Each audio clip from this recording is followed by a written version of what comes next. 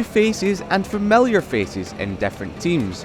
New challenges, but all chasing the reigning champion, Pecco Bagnaia. Things began as you might have imagined. Sprint King Jorge Martin reigned supreme on Saturday under the Qatar floodlights, taking his 10th victory on Saturday, making him the first rider in history to reach double figures in the sprint.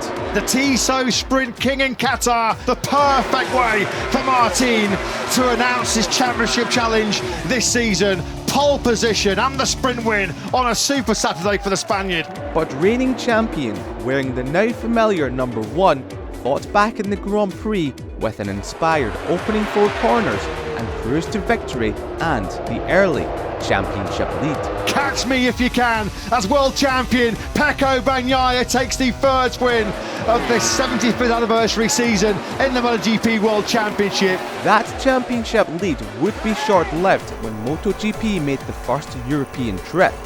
Bagnaia was in control of the Tissot sprint until an unforced error on lap 9 dropped the Italian to 4th. This put the champ only 2 points clear in the championship ahead of Sunday's race, which Martin would wrestle control of with a lights to flag victory and with the help of one of the biggest talking points of the season so far. Bagnaia with a proper rearguard defensive action here, which has been broken. Marquez goes in. And they've both gone down. Oh, unbelievable. Both blamed each other, but at the end of the day, it left Bagnaia 23 points behind Martin and Marquez 33 points adrift. That opened the door for 2 new championship contenders, Maverick Vinales, the Spaniard taking victory in the sprint after Bagnaia's blunder, and Acosta, the rookie benefiting from Vinales' gearbox issue on the final lap, becoming the 3rd youngest ever podium finisher in the Premier class. The rookie sensation. Top Gun would continue his winning streak, taking victory again in Saturday's sprint and then backing it up with a charge through the field in unconventional Vinales fashion to take his first victory with Aprilia in the Grand Prix, becoming the first rider in the MotoGP era to win with 3 different manufacturers. It's magnificent, magic Maverick Vinales. He completes the treble in Texas, taking 37 points across the weekend, 17 more than championship leader Martin. This put him 3rd in the standings, with rookie sensation Acosta slotting into 4th after back-to-back Grand Prix podiums. But the 89's nearest challenger was the rider Martin lost out to for the factory Ducati seat in 2023, Enea Bastianini. The Italian had a much better start to 2024 with back-to-back podiums in Portugal and Kota. He leaves Austin, Texas, 2nd in the World Championship. While his championship rivals were floundering, Martin's consistency was formidable and gave the Spaniard a stronghold on the championship and was on fine form, winning the Tissot sprint in Jerez as Bagnaia, Marquez, Vinales and Bastianini all crashed out. Acosta became the closest challenger, 29 points back after another sprint podium, but the tide was about to begin to turn. Martin down at the end of the straight! Martin's gone down! On course to extend his title advantage to 47 points in the Grand Prix, Martin crashed out from the lead on lap 11. This left Bagnaia and Marquez to sort out the silverware in the closing stages. They touch! They rub going through turn 10! Here comes Marquez though, and once again he fires on the inside of Bagnaia. He's going to run in wide again though, and Bagnaia on the cutback seizes the lead once again. Career win number 20 put Pecco back into title contention, moving to within 17 points of Martin. And Marquez opened his Ducati account with the first Grand Prix podium on board the GP23.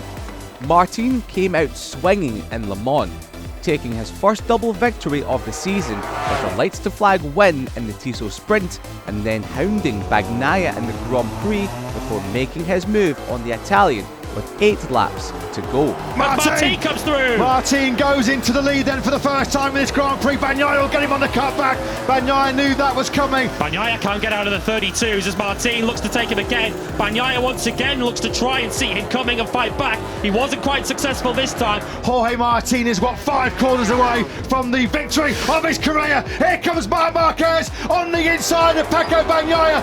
What a move that was. The Spaniard held off the champion and a late charging Marc Marquez from 13th on the grid to reassert his position at the top of the standings.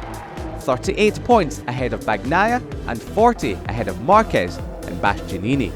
If Martin's rivals were going to respond, they had to respond fast. And that's what Pecco came within half a lap of doing in the Tissot Sprint in Catalonia. Pecco Bagnaia! Oh no, Pecco Bagnaia! What a blunder by Bagnaia here in Barcelona. Marquez took up the mantle of Martin's nearest challenger after finishing second to home hero Aleix Espargaro from 14th on the grid. However, the reigning champ was about to show why he wears the number 1 with gusto. He responded with the only way he knew how. Here he goes into turn 5, which ended his sprint victory hopes here yesterday. It's Pecco Bagnaia that returns to the front of this Grand Prix. He wins a Catalan Grand Prix ahead of Jorge Martin. And Pecco showed turn 5 and what he really thought of it on the cool-down lap. After 6 rounds, Martin, Bagnaia and Marquez began to show they were the 3 clear championship favourites, but the latter 2 still trailed the Prima Pramac racing rider by 39 and 41 points respectively. But that would be the largest Martin's gap would be before the summer break began, as Pecco Bagnaia went on a winning streak.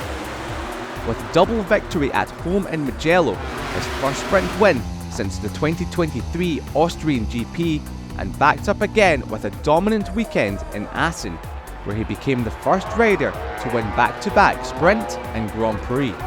The reigning champ really getting into his stride, helped with Martin throwing away more points in the Tissot Sprint in Mugello before finishing third to the Italian in the Grand Prix and second in Assen, as Marquez only took 1 podium during that time.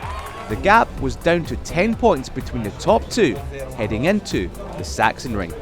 51 points behind the championship leader, many expected Marc Marquez to open his wins account with Ducati at his happy hunting ground, where he had taken 11 victories in all classes. However, a troubled Friday and Saturday left him 13th on the grid. And that's a big one. That's Marc Marquez who's high-sided going through turn 11. Oh, that's it. What is Stefan Bradl doing there? Martin put himself in prime position to repeat his 2023 Sachsenring double, with pole to victory in the sprint, opening his championship advantage over Bagnaia to 15 points, after the champ could only manage a 3rd place. But the championship was about to be turned on its head with 2 laps to go in the race. Martin! Oh no! Jorge Martin! Can you believe it? How many times have we seen this? He blew it!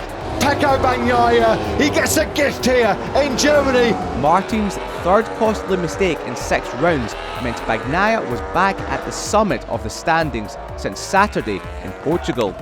10 points over Martin, with Marquez salvaging a 2nd place on race day, 56 points off the Italian. Swings and roundabouts, ups and downs, the opening 9 rounds have been a rollercoaster for the championship contenders. All have shown searing speed, tasted glory, sharpened their elbows in the heat of battle, but none have been perfect. Mistakes and crashes have left points on the table. But with 6 Grand Prix victories and 2 Tissot Sprint wins, Bagnaia is the informed rider, and Martin and Marquez will have to put a stop to the Bagnaia winning machine if they want to taste title glory at the end of the road when MotoGP gets back underway in Silverstone. If you can't get enough MotoGP, click here to subscribe.